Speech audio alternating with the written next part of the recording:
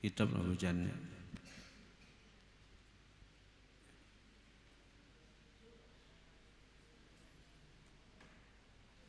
Bacaannya kitabnya.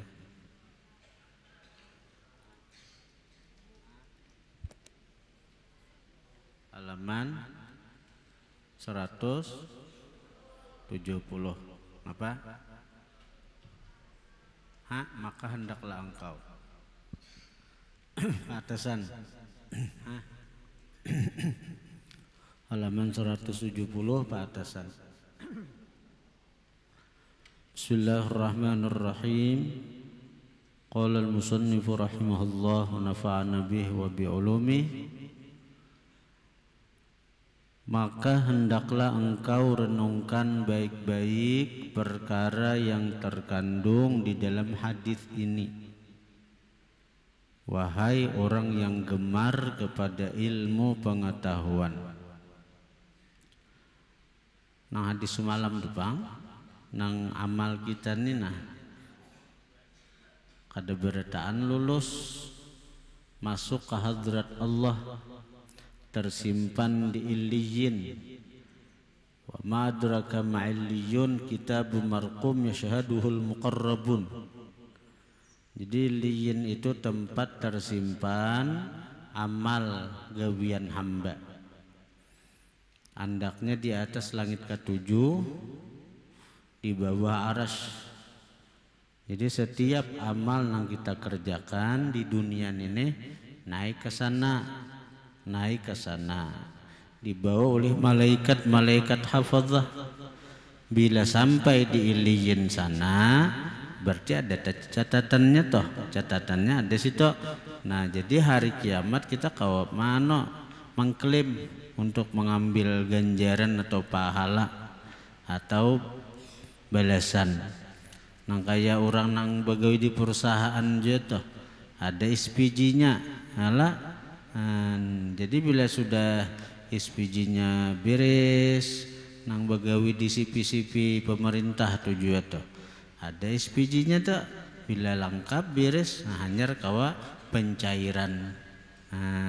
Jadi itu juga, bila kadada SPG-nya kada tersimpan catatan orang, kada kawa kita hendak mengambil upah, mengambil duitnya ada kawa. Nah itu juga amal ibadah kita, bila kada sampai ke Illiyin sana, ada pahalanya cagaran. Maka melewati 7 lapis langit ini nang berat. Langit pertama dijaga oleh malaikat, malaikat nang ma'awasi amal-amal orang nang penggibah. Jadi bila orang nang menggibah ketujuh, ditilang, ditahan, dicegat oleh malaikat penjaga langit pertama. Langit pertama aja kada lulus amal orang nang penguyaan nenek, apalagi langit kedua, ketiga, keempat. Langit pertama aja banyak di antara kita nang kada sin lulusan. Maka ngaran gibah ni nyaman pang, manis. Seorang aulia berdebat dengan iblis, dan di tangan si iblis itu ada madu, ada paku, ada habu.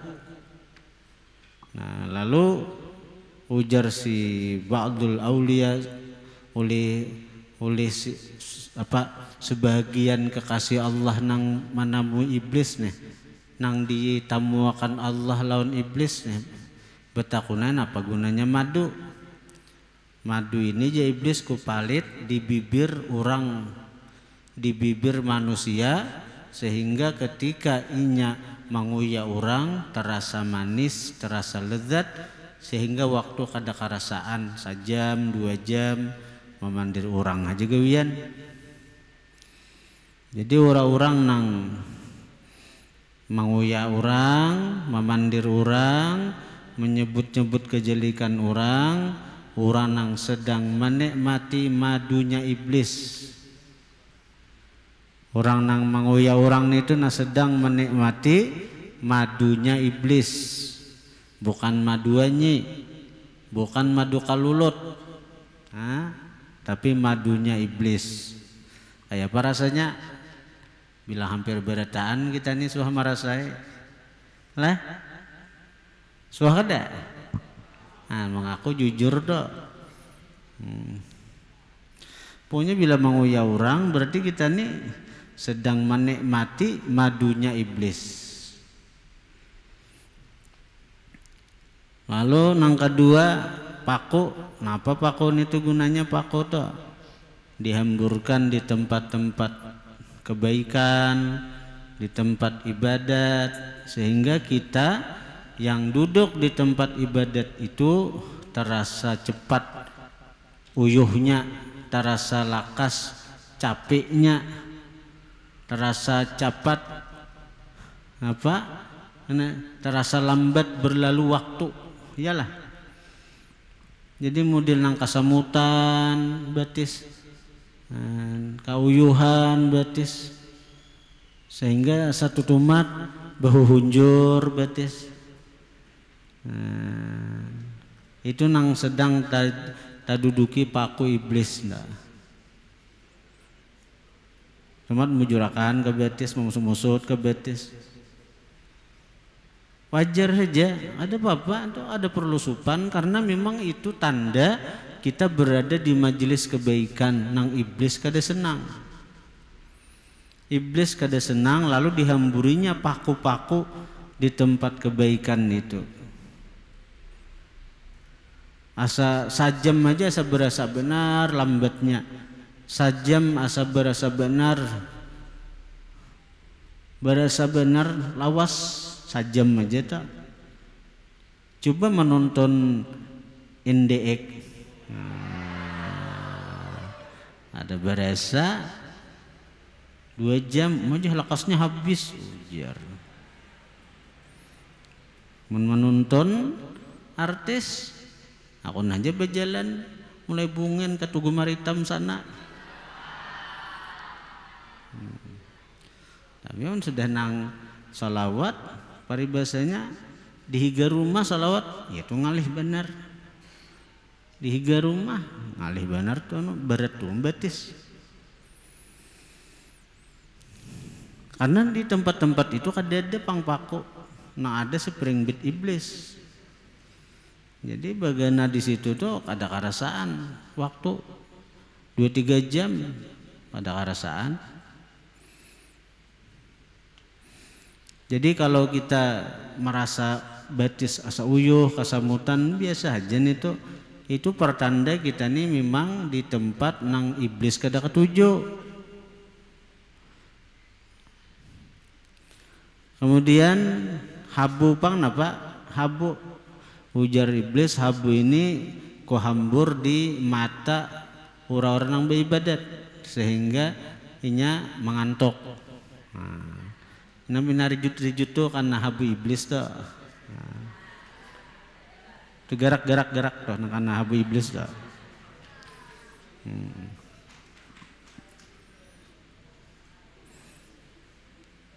Lawan itu, dilawan, jangan menyerah.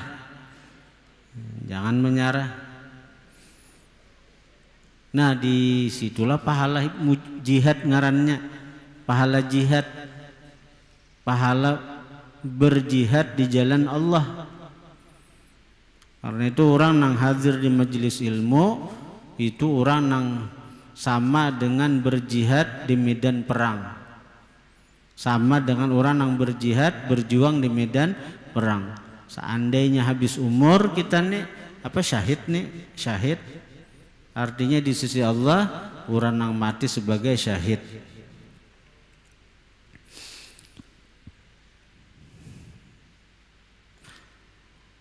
Dan ketahuilah bahwasanya sebesar-besar sebab yang dapat mengukuhkan perangai yang jahat di dalam hati ialah menuntut ilmu dengan tujuan hendak menunjukkan kelebihan dan dengan tujuan supaya pandai berbicara.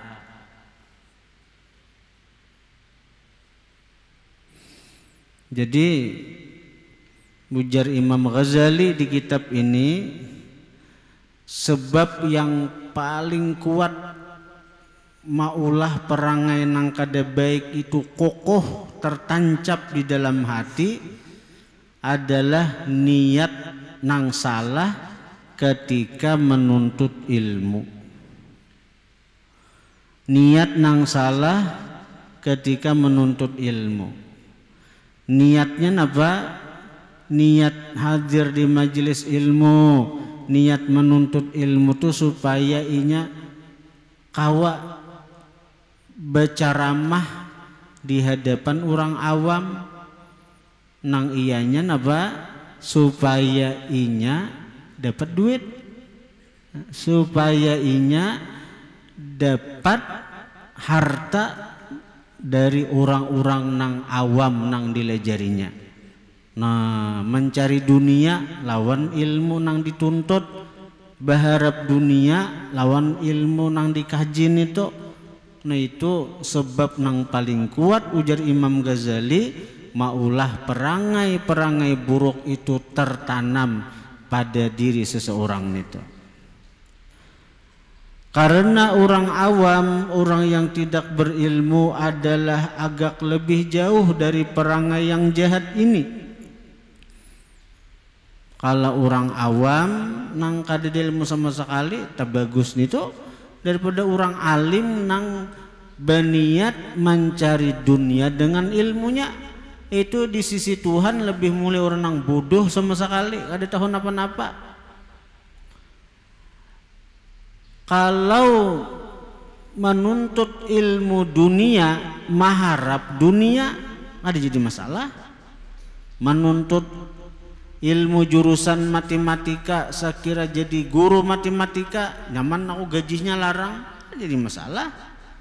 Menuntut ilmu jurusan fisika, jurusan biologi, jurusan nang apa aja, sekira inya ahli bidang situ, nyaman inya jadi guru, jadi dosen, jadi nang apa, bayarnya larang, kan jadi masalah. Tapi ketika ilmu agama nang dituntut diniatkan untuk mencari dunia, nah ini nang Allah kada katuju, Allah kada senang. Lalu perkara-perkara nang kada baik tertanam, tertancap di diri seseorang itu, di jiwa seseorang itu.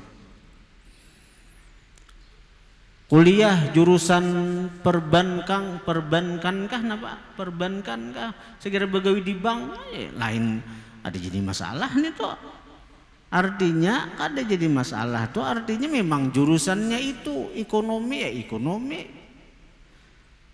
Desa mencari dunia dengan ilmu itu ada jadi masalah.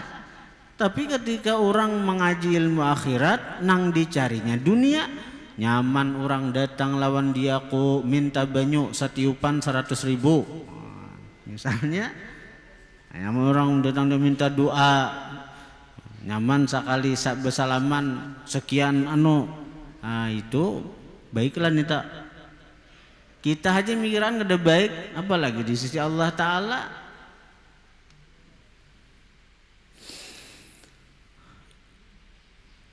Dan orang yang mencari ilmu adalah menjadi sasaran penyakit hati yang dapat membinasakan ini. Maka lihatlah pada dirimu dan timbanglah baik-baik yang mana yang lebih penting dan yang mana yang lebih baik. Apakah yang lebih baik itu bahwa engkau belajar ilmu yang menjadikan engkau berhati-hati dari segala yang dapat membinasakan engkau, lalu engkau sibuk dengan memperbaiki hatimu dan membangun akhiratmu?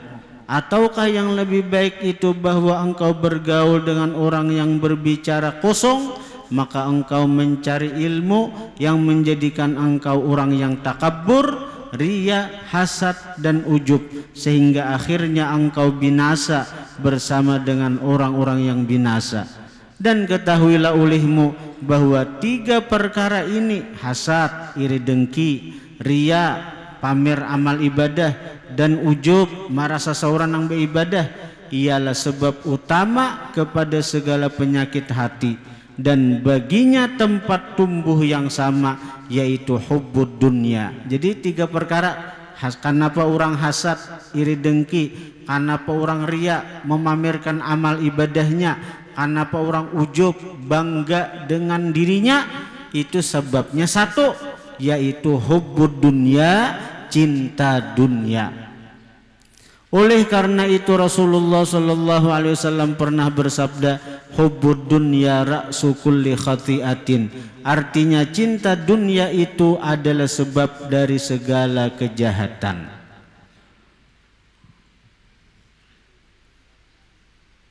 Kenapa hasad? Kenapa hasad, iri dengki lawan orang? Kenapa iri dengki lawan orang? Karena kita cinta lawan dunia. Kada kawa orang nyaman, hati susah. Kada kawa melihat dagangan orang payu, hati susah. Kada kawa melihat orang dapat nikmat, hati susah. Pokoknya berharap nikmat nang ada pada orang itu lenyap, nikmat nang ada pada orang itu hilang. Walaupun kada tapindah ka inya, walaupun kada berpindah kepada inya, nang penting aku kada dapat nikmat, orang kada dapat nikmat juga. Napa sebabnya itu? Cinta dunia. Amun orang tuh cinta lawan akhirat, malahan senang lagi ketika ada orang nang payu, malaran dia alhamdulillah benar orang payu. Ampun kupang belum rezeki lagi. Orang maju usahanya, senang hati. Itu akhlak orang-orang nang disayangi Allah, akhlak orang nang dicintai Allah,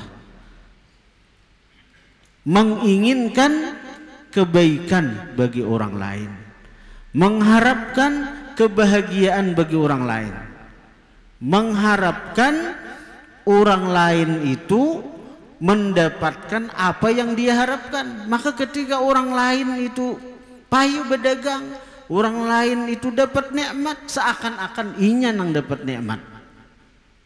Nah itu akhlak orang yang beriman. La yu'minu ahadukum hatta yuhibba li akhihi ma yuhibbu li nafsihi. Seseorang kada akan sempurna imannya sehingga dia bisa mencintai bagi orang lain apa-apa yang dia cintai untuk dirinya sendiri. Tapi bila kita nih cinta dunia, hendak kita nang sukses, hendak kita nang maju, hendak kita nang payu berusaha. Itu cinta dunia sudah toh menggeruguti hati. Orang sekalinya nang payu, kita kada. Nah, ini hasad. Ini hasad bisa tanam di diri kita. Maka bila hasad nang ini ada, ibadah kita sia-sia. Al hasad yakulul hasanat kama takulun narul hatab. Dengki itu memakan pahala amal ibadah sebagaimana api memakan kayu bakar.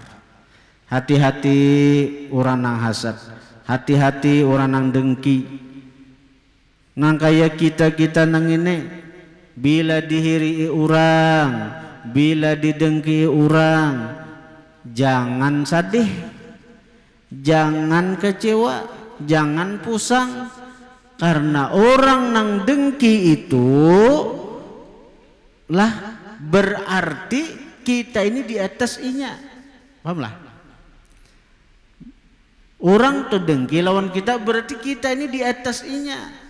Di posisi nang inya kada kau menjangkau itu, di posisi nang inya kada kau bertempat di situ, lalu inya hiri lawan kita, dengki lawan kita.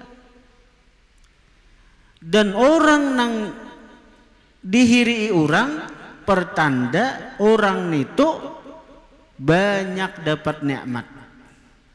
Orang nang dihiri itu pertanda inya banyak dapat nikmat Allah. Seandainya inya kada ada nikmat nang diberikan Allah kepada dia, pasti kada akan hiri orang lawannya, pasti kada akan hiri orang lawannya. Orang sugih maulah hiri lawan orang miskin, Orang besi motor, mal orang nang bebica, hirinya aku aja ikan bebica. Ngolah nih dah. Orang nang besi motor, mal orang nang bebica, hirinya aku aja ikan bebica. Ada mau? Nah orang nang hiri itu karena inya kada kau mencapai kedudukan dari orang nang dihiriinya. Apabila kita dihiri orang, pertanda kita banyak dapat nikmat Tuhan. Semakin banyak orang nang hiri dengki, semakin banyak nikmat nang diberikan Tuhan lawan kita. Dan bila kita dihiri orang, nikmat Tuhan tuh ditambahi.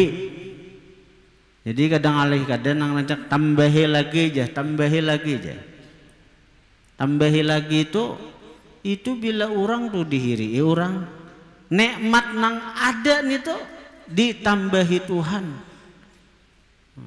Nikmat nang ada ditambahi Tuhan, asal kita jangan melawan, jangan menanggapi orang-orang nang hiri lawan kita itu.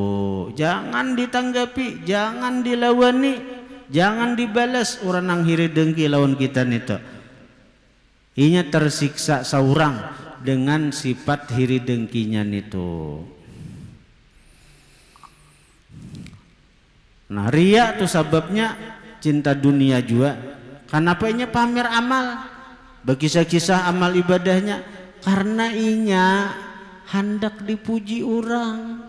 Bila orang tuh inya memuji lawan dia kok nyaman, kena inya tuh tunduk lawan dia kok. Zaman aku bila hendak berhutangkah lawan inya, hendak mintakah lawan inya, hendak menyuruh-nyuruh inya, ada cinta dunia lah itu. Kenapa orang turia? Karena cinta dunia. Cobanya cinta akhirat. Napa nang perlu diriakan dari amalnya? Cobanya cinta Allah Ta'ala. Kada cukupkah Allah melihat sudah lawan amalnya? Nah jadi orang nang ria ini pungkalannya cinta dunia juga. Kenapa orang ujub? Ya cinta dunia juga. Ujub, bangga dengan amalnya, bangga dengan dirinya. Nah, akhirnya saya kira apa? Dia membanggakan, karena bangga lawan diri, akhirnya sombong, lalu merasa harap pada orang lain, merasa lebih hebat dari orang lain. Lalu keinginannya apa? Bila orang itu tahu kehebatanku, tahu kemuliaanku, orang lain menghormati aku, orang lain artinya tunduk lawan dia aku. Nah ini bagian daripada dunia. Karena dunia itu adalah harta tahta. Harta tahta. Tahta itu jabatan. Jabatan itu apa? Orang jadi bupati dihormati orang, kalau orang jadi gubernur dihormati orang jadi presiden dihormati orang. Tahta itu walaupun kita nih kada betital gubernur, kada betital bupati, tapi di hati kita nih hendak ada kedudukan di hati manusia. Kita ini hendak punya tahta di hati manusia. Orang hormat lawan kita, orang tunduk lawan kita, orang napa ujar kita. Nah itu ngarannya tahta, ngarannya tahta. Nah kadang-kadang demi mendapatkan tahta, harta bisa dikorbankan. Ya ada. Orang anak jadi bupati sekian habis harta. Orang hendak jadi gubernur, sekian habis harta. Orang hendak jadi presiden, sekian habis harta. Jadi tahta ini kedudukannya lebih tinggi daripada harta. Lebih tinggi daripada harta. Karena demi tahta, seseorang bisa berkorban harta untuk mendapatkan si tahta itu.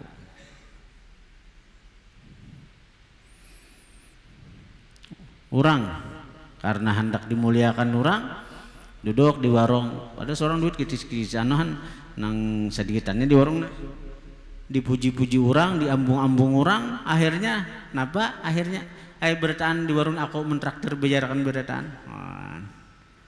Bertahan di warung aku membejarakan. Karena ambung sudah. Karena ambung. Oh, berarti aku dimuliakan orang, berarti aku dipuji, dihormati orang nih, betah tak sudah nih perasaannya.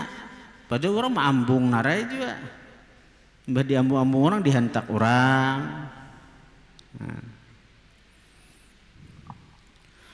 Namun demikian dunia juga adalah ladang untuk akhirat. Maka siapa yang mengambil dunia sekedar yang ia perlukan, yaitu sekedar yang digunakannya untuk sampai ke negeri akhirat, maka dunia yang seperti ini adalah ladang akhirat. Tetapi siapa yang mengambil dunia hanya semata-mata untuk mencari kesenangan dan kebahagiaan, maka dunia ini pasti akan membinasakannya. Nah, jadi ada amalan nang artinya bila kita gawi kada akan membahayakan kita dimanapun kita berada, dimanapun kita beandak, lawan siapapun kita bakawan, maka kada perlu khawatir. Kada perlu khawatir bila seseorang tuh amalannya nengineh, kada perlu dikhawatirkan. Kada perlu dikhawatirkan. Ini bakawan non siapakah? Siapakah? Kalaupun inya di hatinya cinta dunia, kada perlu dikhawatirkan hasad timbul lawan inya. Kada perlu dikhawatirkan ujub timbul lawan inya. Kada perlu dikhawatirkan riak lawan di inya. Walaupunnya cinta dunia nih, tapi nya punya amalan nang ini. Ujar guru, kada perlu dikhawatirkan orang nang amalannya nang ini. Kada perlu dikhawatirkan, kayaknya jadi orang baik saja. Nah, napa amalannya? Tahu berataan, yaitu memperbanyak salawat lawan baginda Nabi Sallallahu Alaihi Wasallam. Nah, jadi orang yang memperbanyak amalan salawat lawan Nabi itu ujar guru Abah Pengasuh Nurul Muhibin, orang yang amalannya salawat lawan Nabi, orang yang amalannya memperbanyak salawat lawan Nabi, kada perlu dikhawatirkan nya. Bakawan lawan siapa aja, bergaul lawan siapa aja, bagana di tempat mana aja. Walaupun misalnya saat ininya cinta dunia, ada perlu dikhawatirkan ada hasad, ada ria, ada ujub. Kenapa? Karena orang yang memperbanyak salawat lawan Nabi itu kaina Nabi nang membimbing inya, Nabi nang menarik inya untuk ke jalan nang diridai Allah Subhanahu wa Ta'ala. Nah, cuma masalahnya banyak tuh macam apa? Banyak tuh macam apa nangaran banyak nang itu. Nah, sebagian ulama mengatakan nangaran banyak itu 300 siang 300 malam. Maka alangkah baiknya bagi orang nang hendak termasuk golongan memperbanyak salawat itu, baca salawat 300 malam 300 siang. Tapi alangkah baiknya lagi amun kaupang 1000 malam 1000 siang. Sallallahu ala Muhammad kah, atau Allahumma salli ala sayyidina Muhammad wa ala alihi wa sallim kah, atau itu bila salawat nang handap-handap dibanyaki. Bila nang handak pendek nang kada banyak jumlah adatnya, amalakan salawat nang dijazahkan oleh guru-guru kita. Amalan salawat Fatih kah, atau salawat ahlul mahabbah kah. Jadi kalau nang handap dibanyaki, nang handap sallallahu alaihi Muhammad kah, Allahumma shalli ala sayyidina Muhammad wa alihi wasallim kah. Nah, tapi kalau hendak jumlahnya sedikit, cari salawat nang tadi banyak, disuruh banyak kalau lah. Nah, amun salawat ahlul mahabbah itu banyak benar itu tak dibaca sekali gin. Artinya lihat ya, Allahumma sholli ala sayyidina Muhammad wa ala alihi salatan ta'dilu jami'a salawati ahli mahabbatik. Ya Allah, bersalat engkau kepada penghulu kami Nabi Muhammad dan keluarganya akan satu salawat nang menyamai seluruh orang-orang yang cinta lawan engkau. banyak benar nih toh. Seorang cinta lawan Allah Ta'ala tuh mulai zaman Nabi Adam sampai akhir zaman pasti ada orang yang cinta kepada Allah. Dan ujar ulama, setiap zaman itu pasti ada kekasih-kekasih Allah, kada kurang daripada 124.000 wali. 124.000 wali. Jadi bila mati ada yang mengganti, ada yang mengganti. Itu nang penyandang balanya, itu nang tempat nazrah pandangan Allah Subhanahu wa taala. Nah, amalan ahlul mahabbah itu kita ulang-ulang terus untuk mengingatkan kita sekira istiqamah mengamalkan itu. Jadi bila diamalkan itu pagi dan sore, ujar guru juga kada akan meninggal sebelum menjadi wali, menjadi kekasih Allah Subhanahu wa taala. Kan kada usah dikhawatirkan lah. Orang yang amalannya salawat itu kada usah dikhawatirkan. Ada usah dikhawatirkannya bakawan siapa aja, di mana aja begana. Bila nya istiqamah mengamalkan salawat itu Allah urusannya. Rasulullah kainan yang membimbingnya. Jadi itu. Inilah sedikit yang kami sebutkan. Wallahu a'lam. Al-Fatihah. Iyyaka na'budu wa iyyaka nasta'in. Shiratal ladzina an'amta 'alaihim. Bismillahirrahmanirrahim. Alhamdulillahirabbil alamin. Allahumma shalli ala sayyidina Muhammadin bil awwalin wa ala sayyidina Muhammadin bil akhirin. Allahumma ighfir lana ummati sayyidina Muhammad warhamna ummati sayyidina Muhammad wasturna ummati sayyidina Muhammad wajiburna ummati sayyidina Muhammad. Allahumma anzilna rahmah bihadzal majlis riyadul muhibbin wa li jami'il muslimin wal muslimat minal hadirin wal ghaibin khususan sahibul majlis ustazuna wa shaykhuna Haji Muhammad Sobari wa nafa'ana bi ulumi. Allahumma a'la darajatihim bil hayati wa ba'dal mamat. Allahumma inna nas'aluka salamatan fid dinina wa ahlina wa auladina wa amwalina wa afiyatan bi ajazidina wa ziyadatan bi ilmina wa barakatan bi rizqina wa taubatan qabla al-maut wa rahmatan indal maut wa maghfiratan ba'dal maut. Allahumma inna na'udzubika min jahdil bala wa darkis syaqa wa su'il qada wa sasamatil a'da. Allahumma inna na'udzubika minal hammi wal hazwi wa na'udzubika minal ajzi wal kasal wa na'udzubika minal jubni wal bukhli wa na'udzubika minal ghalabati ad-dain wa qahri rijal. Allahumma afina min kulli balid dunya wa bilal akhirah wa syarid dunya syarril akhirah. Rabbana atina fid dunya hasanah wa fil akhirati hasanah wa qina azabannar. Subhanaka rabbika rabbil izzati amma yasifun salamun alal mursalin walhamdulillah. Taqabbalallahu minkum.